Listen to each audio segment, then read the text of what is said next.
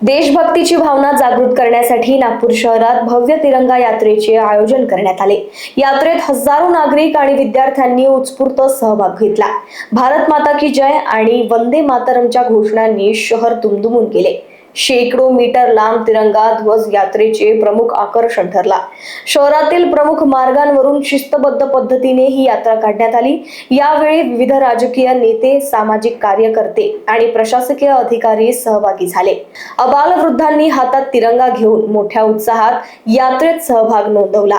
गर्दीच्या पार्श्वभूमीवर नागपूर पोलिसांकडून ठिकठिकाणी चोख सुरक्षा व्यवस्था ठेवण्यात आली।